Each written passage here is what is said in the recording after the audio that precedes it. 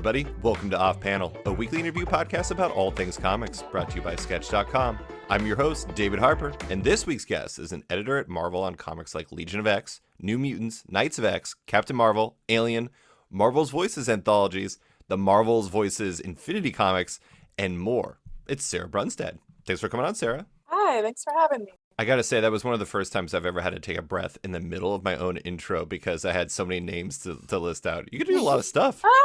I mean, I think every editor here has a bunch of different titles most of the time. It's been interesting seeing how the pandemic has actually changed our workloads. Oh, really? Interesting.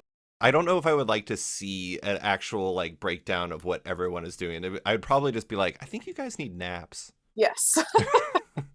100%. Well, we're recording this on Wednesday, July 20th, midday in your neck of the woods. How's the day been so far? What's it been like for an editor such as yourself? It's good. It's been a little bit hectic. I've already had a meeting about some upcoming Legion of X stuff. I have colors pulled up on my other monitor for some New Mutants issue going out in a few weeks. So yeah, just kind of every day I sort of hit the ground running. It's very fast paced. So just for frame of reference, New Mutants 27 just came out. I think it was a week or two ago. Yeah, last week. Where are you at? So what colors are you looking at? So I'm looking at Jason Liu's pages for New Mutants number 30, the big anniversary special issue. That comes out in September. Okay. That's awesome. That's, I think, one of the interesting things about a lot of the comic stuff is fans are like, oh yeah, we're thinking about the week. We're thinking about the things that are available to us, which is understandable because it's our frame of reference. But for editors and for creators and everything like that, it's always kind of time shifted in some ways where it's like you're 3 months, 4 months, 5 months ahead. I mean, I imagine even from an editorial standpoint, when there's a retreat, it's like you're thinking 18 months ahead. Yeah, exactly. Usually retreats are trying to figure out what's happening in the next 6 months, which is already plotted out pretty much. And then from that point, what do we need to plan forward? So yeah, anywhere from a year to 2 years planning, hopefully. That's so crazy. Well, before we get too far into the world of editing, I wanted to start with your path to comics because it's an interesting one. From what I understand, you did not grow up reading comics. I'm interested in, when did comics actually enter the picture for you? Was it when you were an intern at Marvel? It was a little bit before that. I started reading them when I moved to New York, and I don't really remember the exact impetus. I just started to dive in. Yeah. I was increasing more of the genres sort of stuff that I read because I came from a very academic, sort of traditional English background and had read a lot of the canon. And then when I was finally sort of free to do my own reading, I was like, wait, I really only care about science fiction. So I started reading comics from there and fell in with She-Hulk. I think I've read every single solo issue that she's ever been in. Wow. Yeah, with her actual name on the title. I probably missed a couple of team-ups here and there. Sure. I love her. She's my favorite. And I came into comics reading at a really good time. That was the Marvel Now era. It was right before Miss Marvel hit. Carol Danvers was becoming Captain Marvel. It just felt like a time when comics was very specifically opening up and sort of pointing to people like me.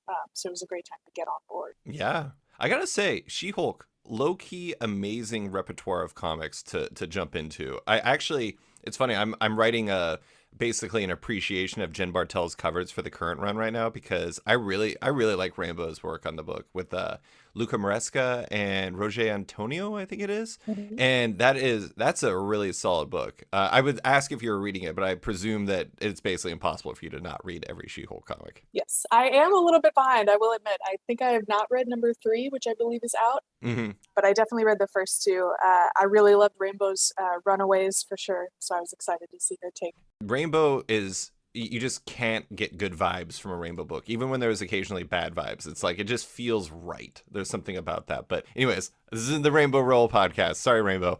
It sounds like your background, you read a lot. You came back from a very literature-oriented background. You read the canon, everything like that. From what I read, though, you did know that you wanted to work in publishing. How did you how did you land on applying to Marvel to become an intern? Yeah, it was a little bit random. I had done a couple of internships with traditional publishing and with literary agents. And it was kind of depressing to see how traditional publishing worked, how people really got out of the slush pile if they did it all, and just what celebrity cookbook was like going to be big the next month. Like, it was not what I was there to do. And so I was kind of like floundering and not really knowing what to do. And then I was loving reading comics. And I had a friend who happened to know that they were looking for interns, and just suggested that I apply. It's kind of lucky that I got in, even because first of all, that was before Marvel had to pay their interns. So they hired a lot more interns at the time. And, I was working towards a master's degree and kind of overqualified for the sort of stuff that we were doing. But it was a great opportunity. I got to work with Brian Overton, and my first gig with them was like reading 300 issues of Fantastic Four in a summer and helping archive like costume new appearances and Fantasticar, which is great because Fantastic Four is not a property that I would have naturally been drawn to. Mm-hmm. And so I was sort of forced to like start from the beginning of the Marvel universe and get really this crash course. And now I love parts of the Fantastic Four. It's still not my favorite, but yeah, that's how I got in. I read about that task you took on, like reading through all that and having to catalog. That was for Marvel.com, right? Mm-hmm. That might not be ultimately useful for you in a long run. Like, maybe you don't end up working on a Fantastic Four book. So knowing when the Fantasticar showed up for the first time might not ultimately prove to be valuable. But it is interesting because you coming in and reading comics, like reading all the She-Hulk stuff, getting into Marvel now, and like just liking comics for comics, I feel like in some ways having to take on that task kind of is almost like revelatory about the value system of longtime comic fans, because they're always like, oh yeah, I have to know when the Thing first wore a helmet for some reason. Like, that's the thing. I imagine that was kind of eye-opening to like, why does this matter? Oh wait, it does, because this is kind of what comic fans look for. And honestly, that's still a balance that I struggle with as an editor, because my priority first is always, how do we tell a good story that speaks to now? And if we can fit in stuff that nods to past continuity and draw inspiration from the old stories, that's great and important. But my number one priority is just like, does this story work? Do these 5 issues tell me what I need to know? Yeah. And so it's always that balance where like, I love the old stuff. And my favorite thing is when you have enough time to sit down and be like, what do I want to draw inspiration from? Like, what is the era of Uncanny X-Men that can really speak to what we're trying to do right here? But at the same time, I'm not the kind of fan who does that helmet seeking kind of thing. So It's good that I kind of got that training and like, I had to be introduced to that mindset. I know like first appearances, and I blame, there was a magazine in the 90s, Wizard, that there's like the main reason why I remember things like that. But besides that, I went from being like a hardcore 10-year-old to being an extremely mellow 38-year-old about all this stuff, because it's just like, I don't know, there's only so much you can get invested in, like when a helmet first appeared. I apologize to all the listeners who are like, no, you can get super invested. Very important. I mean, it is interesting. Like, that balance is important. I mean, and you kind of came in at an interesting time, not to jump too far ahead in your timeline, but, part of the reason why we're talking is because Will Moss recommended you. And when I was working on a piece about Jane Foster showing up as Thor, or becoming Thor, and you were the assistant editor on part of the Mighty Thor run. And that's like a fascinating one, because in a lot of ways, to a certain segment of fans, the ones who are very mad, it was just like, no, why are you doing this? You can't change this, blah, blah, blah. But it fits perfectly what you're talking about. It's like, it was the right thing for the story, and it was a good story. And it's like, I don't know. I suppose you have to kind of consider all of those things, but I think it's definitely the right approach to think about what's the best story you can tell. Yeah. And I feel lucky that I came in at a time that we were willing to shift those things, that we were changing up like what some of the main lineups were and asking ourselves, how do we make that Avengers line more diverse? Yeah. And that's something that we're still struggling with. Like 10 years on, we're still working on it. We're not quite there yet, but I feel very lucky that I got to come in at that exact moment when people were going, wait, we should reshape this. Yeah. I mean, it is kind of funny too that like that's always been kind of a weird sticking point for some fans, given the fact that you're on the X-Men line right now, and I would say probably, some would disagree with this, but maybe the most famous X-Men comic ever is Giant Size X-Men, an issue that is solely about bringing on a completely new team to replace the old team, and it's with like largely new characters. And it's funny looking at that because I think time allows people to accept things that they can't immediately, which, I don't know, whatever. It's interesting. But okay, so I want to, continuing on that path. You were an intern. I think you were an intern twice from what I understand, but you ended up wanting to stick around. Like, what made you want to stick around with Marvel? What was it about the things you were doing that made you realize, like, I'm pretty interested in this. This fits what I want. I mean, it was a combination of a lot of things. I loved the content, just getting access to all these great comics, and getting a new set of knowledge that was like weird. Like I just loved the weirdness of comics and getting to really sink in, and having access to that, because if you don't work there, comics are pretty expensive. So it was also a great way just to like be a fan and enjoy myself. You just generated like 100 applicants by saying that. But yeah, and I also just loved the people, like, not to knock on people that I had met in my former internships, but Marvel's a very informal place. It's full of like big personalities on the staff and among the freelancers as well. To a certain extent, every job is like learning your boss's personality and stuff. But I feel like at Marvel in particular, it really is about knowing how everyone works together. It doesn't feel like, despite the fact that we're owned by Disney and all that stuff, it doesn't feel like a corporate machine. It feels like very much we're all having conversations. We're talking all the time. We're negotiating. And I really loved that atmosphere, that things felt flexible and like voices could be heard. Mm-hmm. And I also got to hear like Jen Grunwald yelling at Jeff Youngquist every day, and I was like, this is great.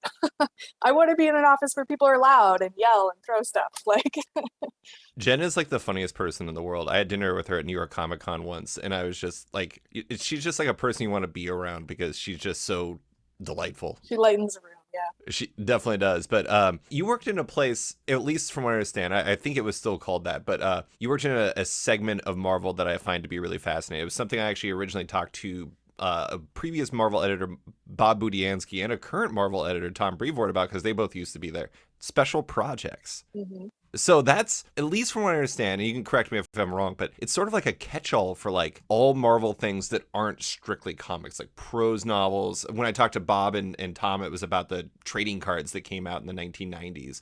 It's like all those different things that kind of don't fit into one of the editorial boxes. What was that experience like? I imagine that was an interesting gateway because it's not like the rest of like the kind of editorial departments, if you will. Right. Yeah. So I worked on the prose novels like you're talking about. I also helped put together the MCU art books that we would do, where we'd showcase like art from the films and stuff, and little special projects like the handbooks, for example, which I loved doing because it really satisfies my sort of color coding, like Virgo energy. You're an Excel person, aren't you? I definitely am. I once got a gift from a coworker it was a pencil holder that said, "My spreadsheets kick ass." And I've always had a very large affinity for like Excel and like organizational mavens. I like Excel. I am not an organizational person. Sounds like you got the color coding on point there, which I do not. I appreciate your organizational skills. Well, it is definitely one of the main things that you have to have as an editor, because there's just so many moving pieces, and like everybody has their own sort of method of making sense of it. Mm-hmm. But yeah, I kind of get a kick out of workflow. But yeah, I got to work on all these projects, and also got involved in like licensing stuff. So like, for example, the kids books that the Disney press was making, I would review those, make sure that the costumes were correct. They didn't hand Captain America a gun, like something really basic. And it was... Nobody was smoking. Yeah, exactly. And it was a good basic sort of education just for understanding how the lines of business worked, understanding in a very low-key way how to give notes, which is something that you have to learn. And like, when you first start out, you're looking at costumes really intensely, and you're like, oh man, like this little gap is supposed to be yellow, not red, and giving that kind of note. And you still do very, very specific notes like that. But I learned what was important and what was not, and like just got a very sort of low stakes opportunity to try out skills that way. Mm-hmm. I liked doing all of that. It was fun, but I also watched the monthly editorial group and read all the comics and was like, this is really what I want to do though. Like I want to make, Thor.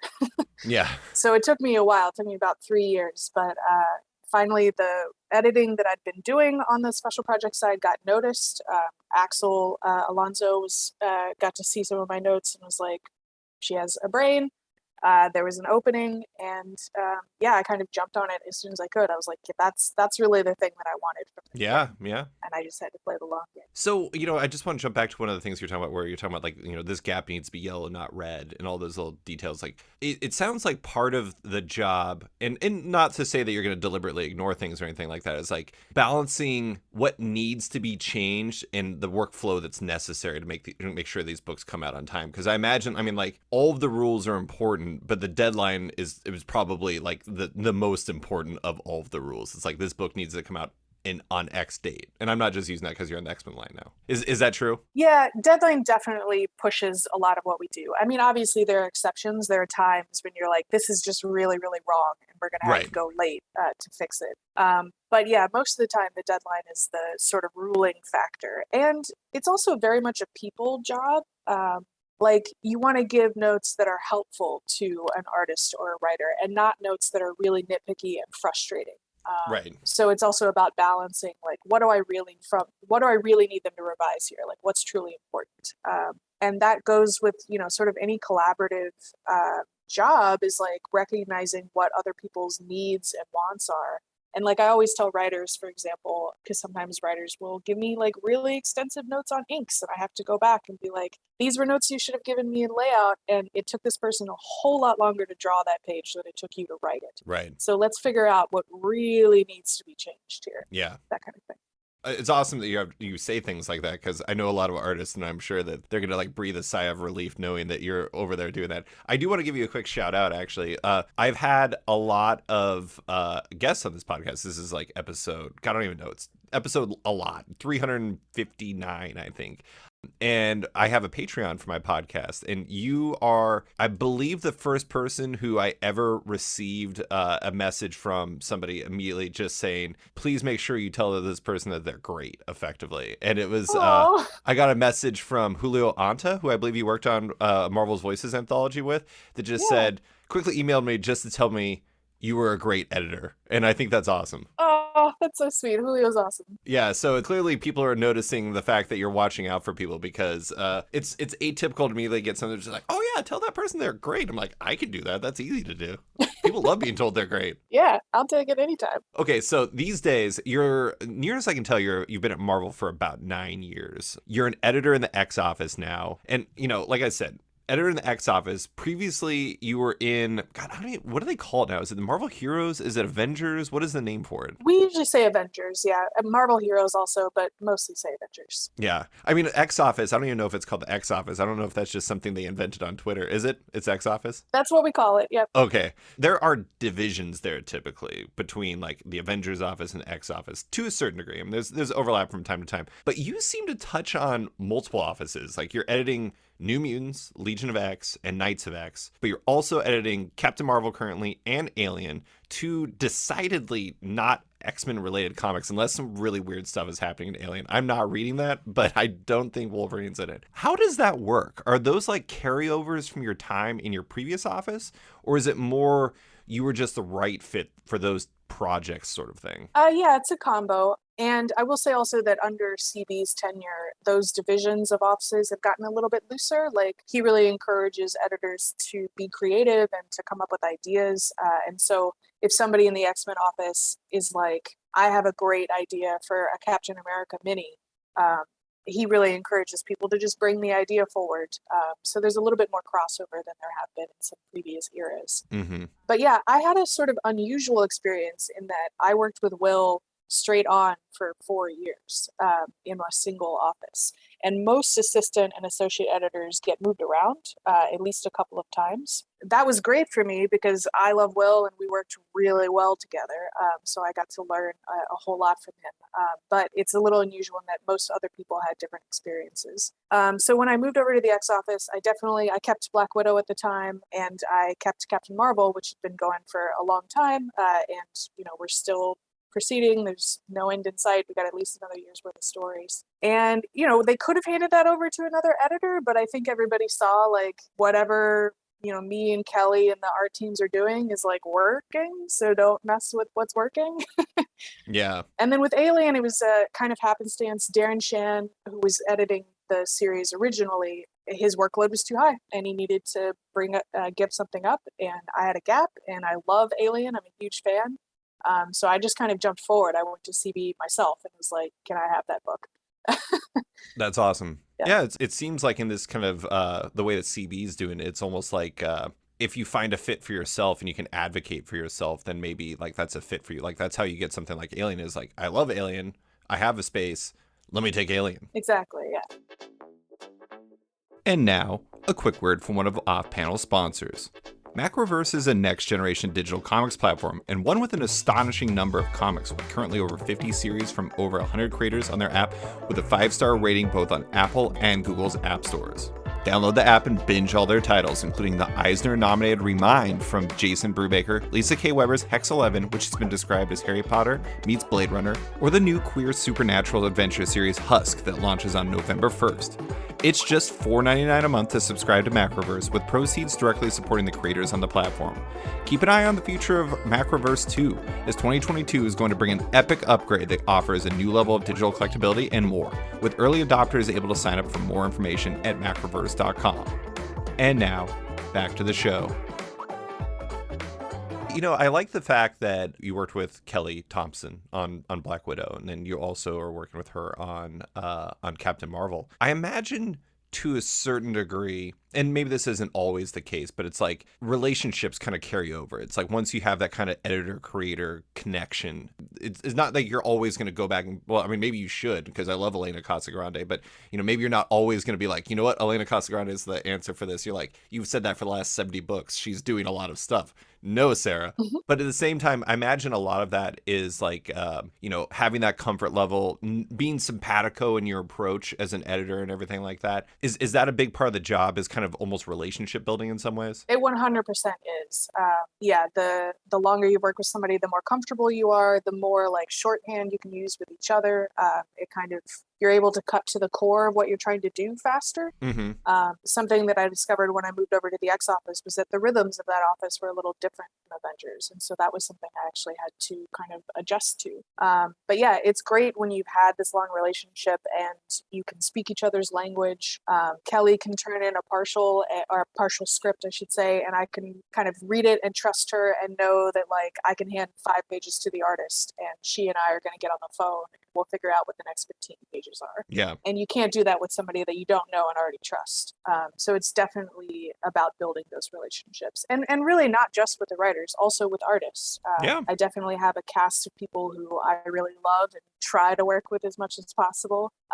And those are people who, you know, when they tell me they're going to hit a deadline, I can trust they're going to hit a deadline. When I give them notes on layouts, I can trust that they're going to implement them in the inks. I don't have to see them like redo the layouts or that. Those kinds of relationships. I also like that you, for both your Kelly books, you had Jordy Belair color it. I mean, first off, Jordy's the best. But second off, it's like going back, you're in the X office, back to like House of X and Powers of 10. Like when you look at that book, one of the ties that, like, you know, different artists, R.B. Silva and Pepe Larraz on those books, but you had Marte Garcia coloring both of them. And like, I think like having that kind of consistency, it's like a Kelly book looks like a Kelly book in a lot of ways because of Jordy, which I think is a really fun like overlap. Not saying that like Black Widow and Captain Marvel look the same, but having that kind of relationship, I imagine that's a nice little consistency too. It definitely is. And Kelly has worked with Jordy, you know, beyond Marvel for a long time. Like they're good friends. I consider Jordy a friend as well.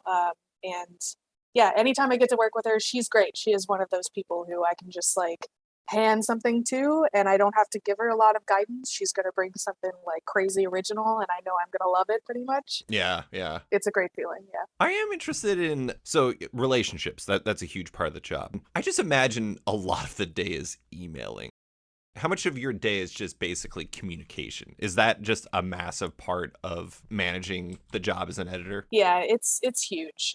Really one of the biggest challenges of the job actually is like, how do I manage my inbox, but also read scripts and come up with marketing copy and find time to do all of these other things? Because we send anywhere from like, you know, maybe 70 emails on a slow day up to like more than 100 emails a day. It's really relentless. And I try to implement a rule for myself of like, if it's going to take me less than a minute to answer this email, I'm going to answer that quickly. And then otherwise I sort of try to put stuff to the side and create blocks of time where I could go, today I need to read a Captain Marvel script. Like that's what this next hour is. Where are those peaks at? Is that like War of the Realms where you're trying to manage like a bunch of tie-ins and into the event itself and everything like that? Yeah, that was crazy. I look back and I'm like, I don't know how Will and I like made it.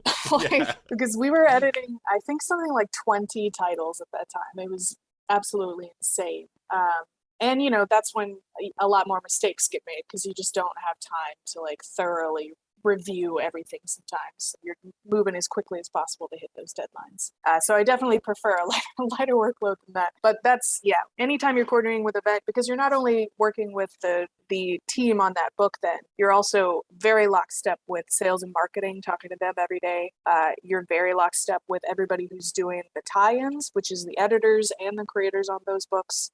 So it is just a constant flurry. Yeah, I've talked to some people about those types of things. Like I did an oral history of the Secret Wars 2015 event, and it's just like that one was fascinating to learn about just because like they replaced the entire line of books with just new books, and they're like, whatever you're doing when this event hits, your book is done, and you have to do something new. And Yeah. I do think it's funny looking back on that though, because then there was the Last Days books where G. Willow Wilson and Adrian Alphona still got to tell their Last Days story, which was amazing. That is probably my favorite story from the entire all the tie-ins. But well, that ties into something I was curious about.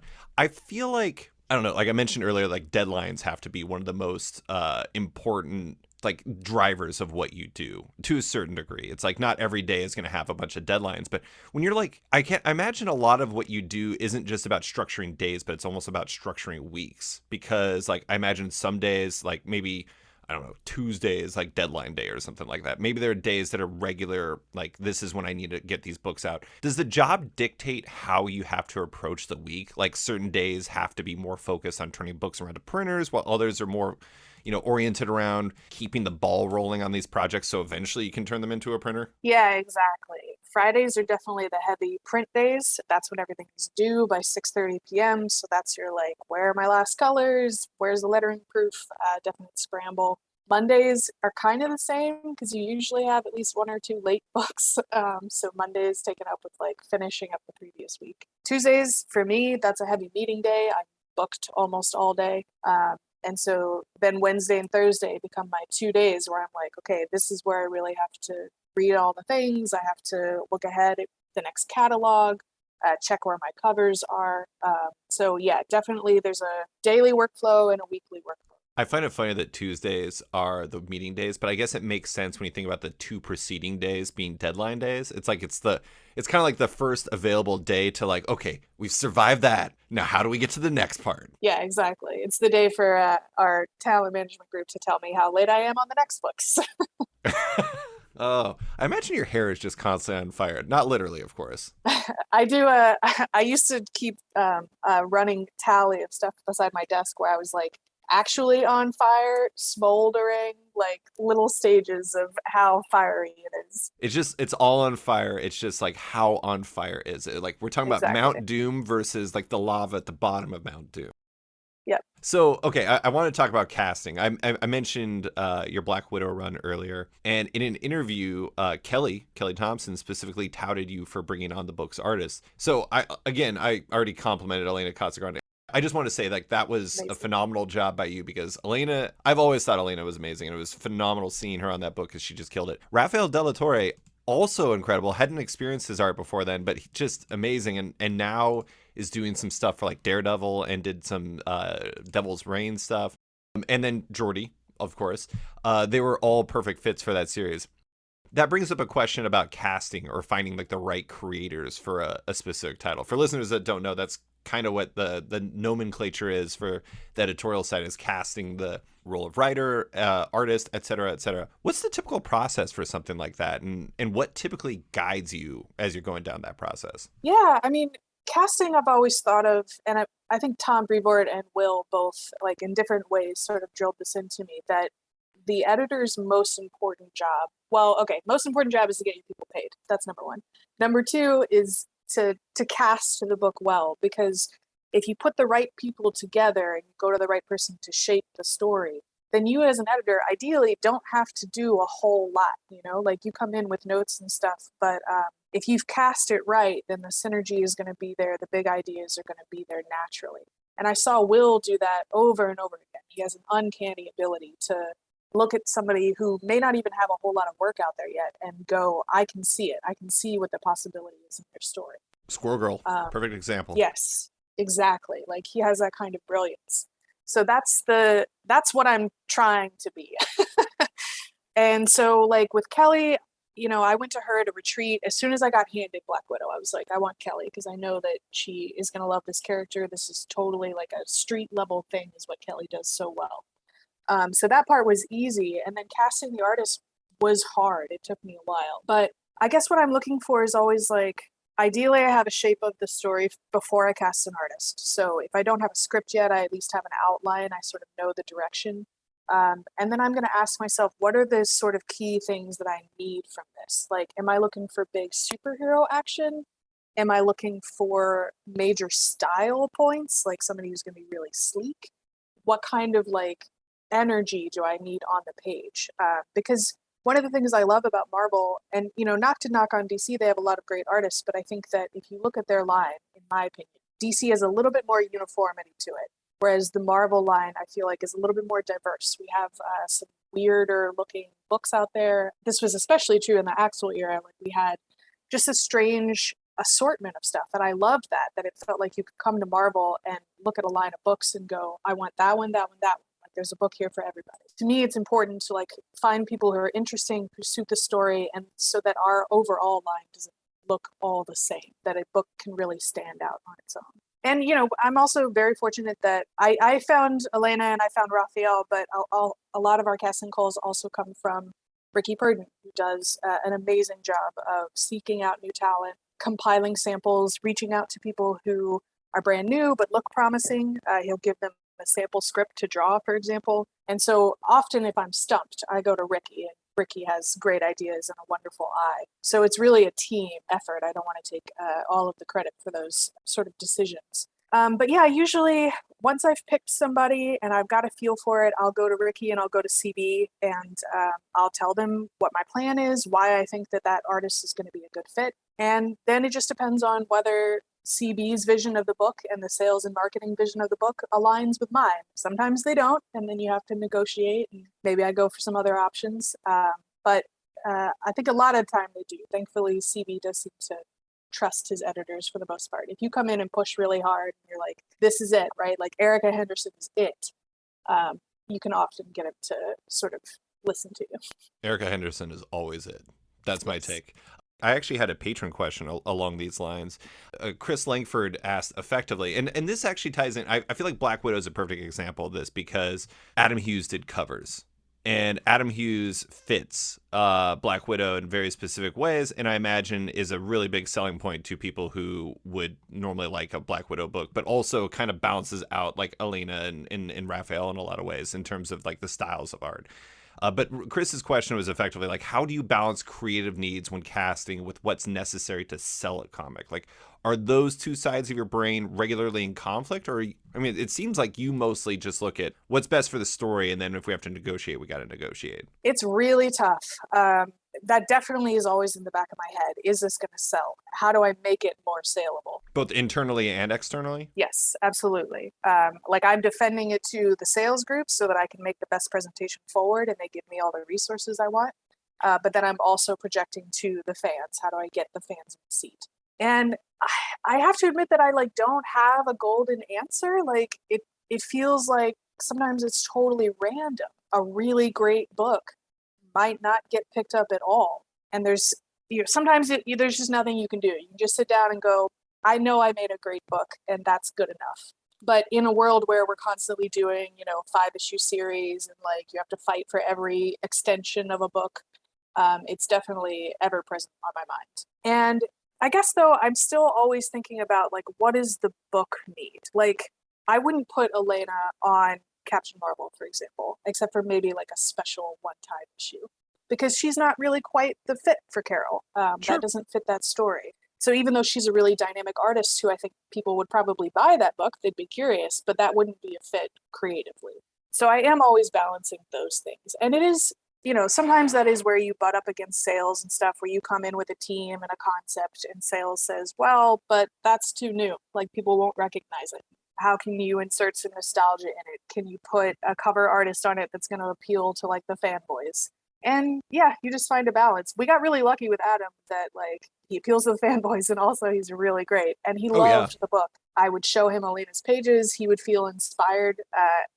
I so love his covers on the run. They were crazy. So that's another moment of like that good synergy when you know you've got a team that's working together and you can share a bunch of materials. Because a lot of the times you're siloing teams. You're talking to the cover artist separately, and it's nice when you can put everybody together and they can all sort of collaborate. Black Widow's low-key another character, not maybe not She-Hulk level, but has had some pretty good runs. I mean, I also think that it was smart too, and I don't know if this is a factor in it, but I think the preceding, maybe it wasn't the preceding book, but one of the most immediately preceding Black Widow runs was Chris Samnee and Mark Waid and Matt Wilson, everything like that. And like that was an impactful book, like the very iconic, especially the first issue. I imagine to a certain degree, it's like you don't want to repeat flavors too much. It's like you want it to feel like Natasha, but you don't want it to feel like Chris's Natasha, if that makes sense. Yeah, you're always dealing with the legacy and like what do I want to lean into and what do I want to pop out so that this feels new and fresh. Yeah. It's definitely balanced. Well, I mean, okay, so not to keep focusing on Black Widow. It was a great run. I really thought it was great, but it was also an interesting book because I think if you look at it, if anyone's read the first issue, by about halfway through, you realize this is a big swing. Like this is a big swing that Kelly has come up with. So, spoiler alert for the now completed Black Widow run, but in the first issue, about halfway through, Natasha's no longer aware of the fact that she's a widow after like I think a 3-month time jump or 5 months or something. She's not aware. Yeah, she's not aware that she's a widow, and she's not even aware that she's really Natasha in a traditional sense. And she's been brainwashed and has a family and has to be well. Let's say Bucky and Hawkeye think that she has to be rescued from a situation she actually quite likes, it turns out.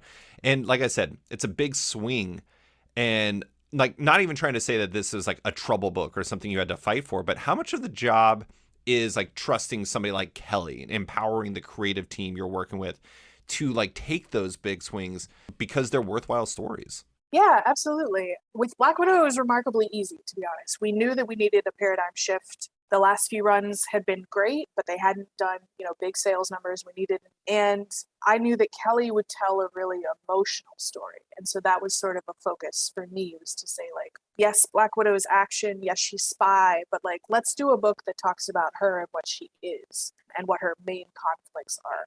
But at the same time, I will also say that because Black Widow is not a huge seller traditionally, I didn't have a whole lot of oversight. Like nobody came in and said, oh, this is too quiet of a story, which is the kind of note that I would have pushed back against really hard. It was a little different when Kelly and I launched Captain Marvel. There, we actually went through a couple of different versions of outlines for the first arc. Because there were a lot of eyes on that story, and people were coming in with pretty specific, like, we think this is what a Carol book needs to do. Really quick, is that because like the movie and stuff like that, or is it because just like she's a showcase character? It's both. High profile, top female character, needs to be a big book, needs to feel like a big important launch. And we wanted to pull back from some of the stuff that we had done with her before, where like she'd spent a lot of time in space, for example. And so going into that first arc, we very specifically were like, we're going to put her back on Earth. Like, let's give her a little bit more Spider-Man-esque treatment, place her in the real world. So yeah, it is always a push and pull. It really depends on how high profile your book is. But again, I'll say that, editors have a lot of like power in that way. I think most of the time I'm able to go into the room and argue for what I want. Yeah. Just really quick, you were an assistant editor before, like on like The Mighty Thor and Unbeatable Squirrel Girl, et cetera, et cetera. That's where I first became aware of your work. You're an editor now. Like, how much does that role change? Kind of, I don't want to say like your ability to like push for things, but I mean, is the role dramatically different when you're an assistant versus when you're a capital E editor? It is really different. There's a different weight to everything because when you're the junior editor, ultimately the book isn't yours. You're there to help facilitate and to make it, but it really belongs to the senior editor and to the creative team. And so you're doing everything as possible to make their lives easier and smooth things out, and then sort of step back and let them make the sort of big calls. Mm-hmm. So definitely there's just like an emotional pressure to being the editor, to being like, the buck stops here. Like, if I put this word down, that's the word. Yeah. And so wanting to, treat that responsibility with power, or treat that power with responsibility. There we go. Yeah. You got to Spider-Man that stuff. Exactly. And it's different for, what people look to you for. Definitely people are asking opinions. They want to hear from editors. We drive the line. So it really is a different responsibility, and a lot more of like meetings. Just maybe straight not up. That part you might not like as much as the rest of it. Not so much, no. I my office, we always love to say, like, I guess everyone says this. It's like, couldn't that meeting have been an email? And Yes. I'm sure no one would appreciate that in the Marvel offices, but at the same time, it's like, meetings, come on. There's got to be a better way to do these things. And now, a quick word from one of Off-Panel's sponsors. It's Bad Idea still. I have good news. They got back to me on a script for an ad. I also have bad news. They told me to come up with it because they're busy baking. So I hear they're making donuts now? I don't know what's going on. Bad idea is over. Let's get back to the podcast. Okay, so I did want to bring up one of the biggest projects you're doing, which is the Marvel's Voices anthologies. These are big books that typically have a lot of contributors and creators on board. I did an oral history, or not really an oral history, like a retrospective on the Strange Tales anthologies. You ever read those? Mm-hmm. Great. Those are really, really great. And I talked to Jody LaHoop and a number of other people about those. And I know that putting anthologies can be challenging, if only because there are so many creators involved. That's like, it's herding cats. And as a person who owns 2 cats, I know that this is a very difficult task. Is that like, is the management and the like, I gotta get those colors in, I gotta get this in, all these different things, is that one of the most challenging aspects of the job, both on big projects like Marvel's Voices and even more traditional ones, just like balancing the need to give people space to do their best, but also we got to turn this work around? Yeah, the sheer size of it is definitely the biggest challenge. Just so many moving pieces, especially for the Voices projects, where a huge goal of it is to bring in new people. And so you want to give them the opportunity to succeed. I don't want to go to a brand new artist and say, can you draw 10 pages in 2 weeks? Like, I want them to have time to really put in their very best. So that's a huge challenge. It's just like getting ahead of the game, reaching out to people so that there's plenty of lead time, reaching out also so that if I've never worked with somebody before, I have a little bit of buffer room for if something goes wrong, because I don't have that relationship of trust yet. So those things are really challenging. But I think really to me, the hardest thing about doing the Voices anthologies is figuring out what to bring to them that makes them special. Mm-hmm. Because I think that traditionally anthologies have not sold super well. Right. Fans tend to think like, oh, that's going to be a one-off story, it's not going to matter. And so how do I convince people that these stories do matter? How do I get them into the hands of these new intended audiences that we're trying to grow? And how do I make every one of them feel fresh? Like, when I was coming into the Marvel Voices Pride anthology for this year, I was like, last year's was great. Like, we did a great job. How do we do better? Yeah. And so having to one-up yourself is a big emotional and thought challenge for me. Like, what are the new pieces that we can put in play here? Is part of the way that you make it feel important is, like, a good example is the Marvel's Voices Pride anthology for this year introduced a character that's now going to have a story in New Mutants written by Charlie Jane Anders. And is part of like the way you make something feel important is that like trying to find a way to carry those characters in, where it's like, God, what is the name of the character that's now in Marauders? Somnus. Yes, like that character, like having that character carry on. So it's not just like, this isn't just a one shot we're just doing to like appease the masses or something like that. This is actually building the future in the process of doing something that, is celebrating a side of Marvel that doesn't get to be shown as often. Is that a big part of it? Absolutely. When we first started doing these Voices anthologies, one of the ideas that we kind of collectively came up with in the room was like, let's use them to launch new characters. And when we started putting that in place, it was really important to me that we follow them up, that they don't just drop in this anthology, we use a design sheet to sell it some more, and then we don't see that character again. Right. So that was something that I went in really specifically. With Steve, it worked out magically. Like right as I was going to him to create Somnus, he was being offered the Marauders book, and it just like worked beautifully. Yeah. And with Charlie Jane, that was something that I'd actually wanted to do, that Will and I had wanted to do for a long time. We had lunch with her once, like 5 years ago or something, just to explore some ideas. And so it was really, when I got to sit down and think about like what's going to be different about this year, and one of the things I wanted to do was give us one longer story that would then be a launch point to something else. Because anthologies are so often filled with like 8-10 page stories here, there, and I wanted to put in one like full 20-page story. Yeah. And so yeah, getting to go to Charlie Jane and then immediately being like, I know where we're going to put this character. It's going to go right here, and you're going to write that too.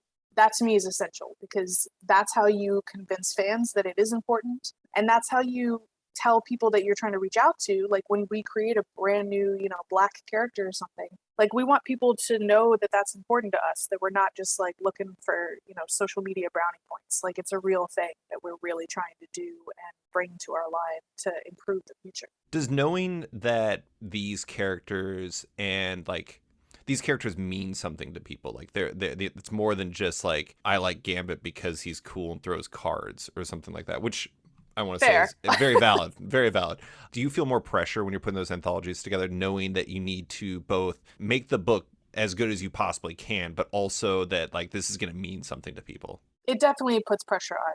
And I feel grateful to have a good team behind me. I mean, Angelique Rocher, who started the Marvel's Voices program, has been invaluable. She reads all of the books. She often recommends talent, like Ira Madison, who wrote the Runa story for Pride this year.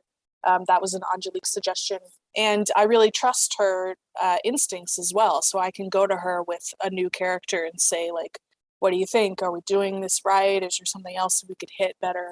And I think over the past like 3 or 4 years, Marvel has gotten a lot better at creating internal resources for us to be able to do that.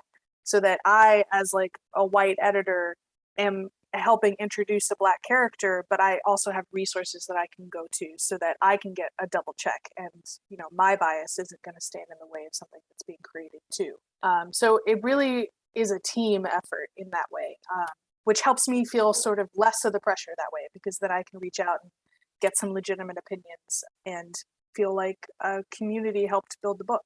Yeah. I want to say that whatever decision led to Natasha Bustos doing a story in Legacy, writing and drawing, more of that. Natasha's really good. I mean, like, that's a really good story. I would love to read more written and drawn stuff from her, because that is a great comic. It was so fun. Well, okay. Just a few more questions. I did want to ask, I find this to be, I mentioned before we started recording that you do a lot of different stuff. It's not just that you're doing books from different offices, but also, so you're like, you just edited New Mutants number 27, which came out, which is a traditional single issue in a lot of ways. I mean, it's also got the storybook elements, which in some ways makes it kind of non-traditional, but you're also editing anthology comics in like the Marvel Voices line. Then you also are editing Infinity Comics. So like, for listeners that don't know, it's like Infinite Scroll, Infinite Canvas, kind of webtoon style reads in Marvel Unlimited with Young Avengers Paradox Lost. I am interested in like, how much does format affect you? Like, do you have to kind of recalibrate your brain when you're thinking in like 2-page stories versus a 20-page story, or like an Infinite Scroll type thing? Is that way different for you? I mean, the basics are the same Right. in terms of like, looking for an effective story. But yes, definitely having to think around the shape of a page and just the sheer real estate that you have to work with. Actually, I think that the Infinity comics were or are a learning curve for a lot of us, figuring out how to tell. I mean, it just changes everything that you do, right? Like, in a traditional book, you're used to, okay, I'm going to turn page 19 and page 20 is going to be a splash, and that's my cliffhanger. Yeah, the rhythms. Exactly. And you can play within those rhythms to do some surprising things. But this was like brand new. We didn't have splash pages. So what does it mean to do an exciting image that's going to appear on somebody's cell phone? And I think some of those comics have been more successful than others. It's Jeff. It's great. It's great. Yeah. But yeah, it's been difficult. It's been something that myself and a bunch of us spent a lot of time going on, like webtoons, just reading as much as possible. Because, you know, I'd read a few of those before, but it definitely wasn't a focus of mine. And it's different to read something as a fan and then go in as an editor and be like, how do I replicate this? So definitely that changes things. And it's funny with anthologies too, because, you know, you're putting together like a 2-page story and you're like, oh, it's just 2 pages. It'll be easy. But you have to work with the same number of people and still like craft a good story within 2 pages. So it's really not any less work at the end of the day. Like the length No. of a story doesn't matter.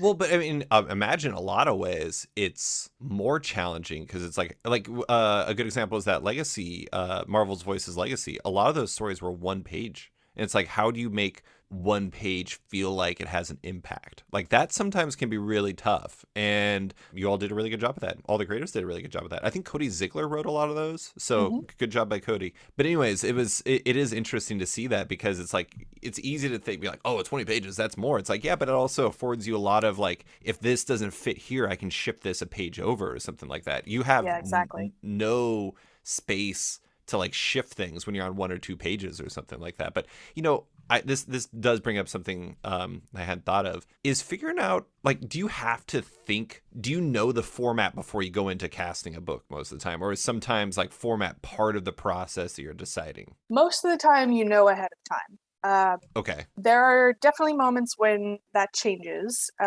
or like schedule constraints might change a format, for example. So if let's say I've been handed a book that needs to be built for the next catalog. If it has to be built for the next catalog, that means I'm already late. So I have to reach out to a writer immediately, and I have to go in and think, okay, we have 5 issues, and one artist can't possibly draw all of those. So I already know going in, I'm going to need to give away, you know, an issue in the middle, for example, or maybe we want to split up pages and do something weird where there's a flashback sequence in every issue, or there's another character's point of view who could pop up in every issue. So those are kind of fun constraints sometimes, to go in and be like, how is what I have to accomplish going to work creatively? How can I make it fun to do? Mm-hmm. That's interesting. So it's like almost like the situation creates the need to find different answers narratively. Yes, exactly. God, a fascinating world you have. I find this stuff to be really interesting. But you know, that last thing I wanted to talk about in regards to differentiating these like varying projects. You mentioned this earlier. You're talking about how like sometimes it's like a 5-issue book that you hope could expand into something more if it finds success or something like that. I do think that's one of the interesting things about how kind of direct market single issue comics have changed. I mean, even since you signed on, like the lengths of runs has considerably dipped. I mean, like I forgot who I was talking to. I was talking to somebody. I think I was talking to Kieran Gillen. And I was talking to him about like Once in Future. I'm like, Once in Future is like one of like the 10 oldest comics in all of the direct market, and it's like 27 issues. Wow. I mean, I don't, that's being dramatic, but it's very high. I mean, Yeah. it's unusually high considering its length. But you know, you're working on New Mutants, which is a gray beard in 2022 with 27 released issues so far. You're also working on Legion of X, which is such a fascinating book because it was a volume that spins out of a series that was 5 issues and 1 shot long before with Way of X in the Onslaught book. Revelation, that's it. Do you think, are you thinking of run length going in, or is there like a balance there? Because it's like you want to hope for more, but if you know that 5 issues might be it, do you have to kind of orient around what's right for just those 5 issues? Mm-hmm. It's tough. It's a big challenge because from the get, you want to go in and fight for more immediately. And the sad truth is that the fate of a lot of books is decided by the time issue number 2 comes out. Orders. If the sales have already dipped. Yep. And so that can be very frustrating because you're like, but it gets really good at 3. Like that's the moment. Right. Think about how many TV shows people are like, oh, you got to, it's like, what was it? Like, I love For All Mankind on Apple TV Plus. And everyone that watches that show is like, if you get to episode 3, you're going to love it. But like the first 2 are kind of a drag. So it's like, you got to push through. There's so many shows. It's like, you got to grind through, and comics don't always get that option. They don't. Yeah. I think both readers and retailers are impatient. Mm-hmm. My gut instinct is usually when I know that it might end at 5 is just to go in and say, we should just plan that it's probably going to end at 5. I'm going to fight my hardest to get more, but the realities of the market that we live in, and I'd rather let somebody tell a really satisfying story in 5 issues than get them excited to build up and like try to put in a B plot that we're not going to be able to pay off. But it does suck because like a lot of the things that fans complain about are a direct result of not being able to get extended series. Like, we want more soap opera, we want more romances, we want more of those like B plot kind of structures from the old days, but you just can't do that in 5 issues. You don't have space. Right. And then, you get your extension, but it's like, great, now I have another 5 issues, so I'm going to build another 5-issue unit. You can't build it like 10 issues at that point. It's already 5 and 5. Yeah. So it is really tough. Cy Spurrier is a brilliant thinker and writer, and is very much a long form guy. I think really everything he's done at Marvel kind of all fits together, even like the Legion stuff from almost 10 years ago now. The X-Men Legacy stuff. Yeah, exactly. So hopefully, I think in the X office, there's a little bit more tolerance for like unusual story formatting and long, slow burn character moments where people will really stick with a character wherever books they appear in. I do think it's funny, like from an outsider standpoint, I brought this up before we started recording. One of the reasons why I want to talk to you is to kind of like shed some light on what being an editor, both in general, but also at Marvel is really like, because I think a lot of times there can be misconceptions about it.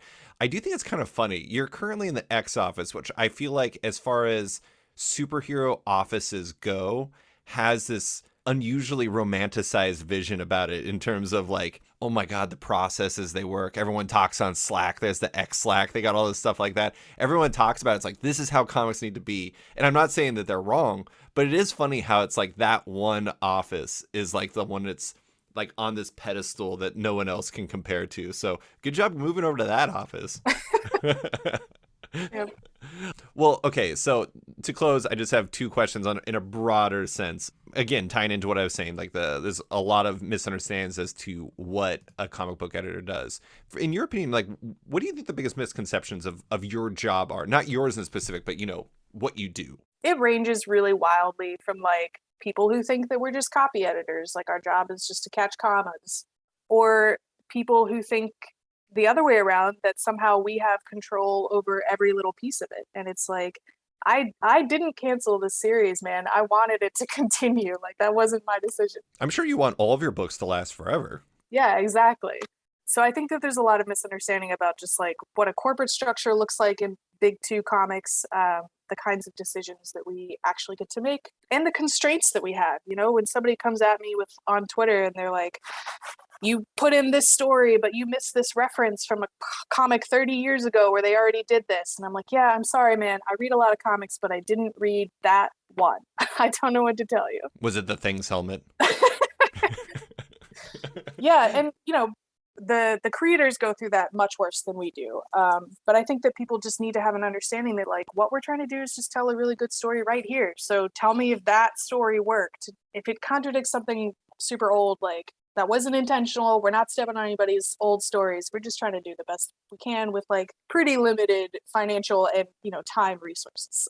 Right. Well, and going back to it, it's like, you're not the only decision maker on these books. It's like sometimes you have to advocate for it up the chain in editorial, but also at sales and marketing and things like that. Right. And there's a lot of decision makers that like factor into what goes into a comic book. The bulk of it is from creators, but at the same time, it's like you're an advocate as much as anything, I imagine. Yeah, absolutely. And we have creative power over, covers and things like that a lot of the times, although it depends on the talent. So yeah, it's a mix. Mostly I kind of want to tell all the fans, like, chill, just we're all trying to have a good time. I'm a chill out. I feel good about this. All right, but to chill out even further, we're going to close with a happy thought. I'm going to say if you have to pick one thing, but I'm also going to give you leeway in there. If what is your favorite part of your job? Like, what is the thing where you're doing this and you're just like, this rules. This is why I signed up for this. I really love coming up with cover copy or cover concepts, I should say. I read that you did some drawings and stuff and sent them to artists before. I love it. I do occasionally do terrible, terrible sketches. I think one of the reasons I like doing that part of it is because when I first started, not really being like visually versed, coming from the traditional English background, I felt like I had a long learning curve in just figuring out how the art world works and the language to use and things like that. So I really devoted myself to like what makes a compelling cover. What are the ones that have worked in the past? And Tom Brevoort's really good at that too. I loved listening to him and asking him for advice on stuff. And so now I think I enjoy it because I spent so much time being bad at it. But yeah, that's really joyful to me, to find a concept and come up with something unusual to put on a cover for it. Yeah, I mean, it makes sense that that would be something that you would connect with, because I imagine part of the appeal ultimately about getting into comics is like you interned at a previous, like a book publisher, and it was kind of like, it was what you thought it was in some ways, where it was just like, it was very rigid. It was this. But like that's one of the fascinating things about being an editor at a publisher like Marvel is like you have to like do a little bit of everything. It's like sometimes you're talking to Kelly about like what's the right decision for a book. Sometimes you're casting a book. Sometimes you're like, you know what? I'm gonna draw something. Mm-hmm. Maybe this will inspire you. Maybe it won't. And like that's not something you would get for a lot of publishing industry jobs. Is there's a wide mix of things that you have to do, and every day is a little bit different. And it seems like that would be a pretty fascinating part of the job. Yeah, I'm a control freak, and so I kind of love that it's overwhelming that you have to do all these things, but at the same time, like you have so much autonomy and control over how a book goes and what happens to it. So I personally really love getting to like put my fingers in all the pies. Well, you're making some pretty good pies, Sarah. So, but that is all I have for you. I really appreciate you taking the time to talk to me about the wider world of being an editor at Marvel Comics. I appreciate you taking the time. Yeah, thanks so much. Thanks for listening to this week's episode of Off Panel with Marvel editor Sarah Brunstad. You can find Brunstad on Twitter at @MightyBrunstad and in comics like New Mutants, Legion of X, Knights of X, and more.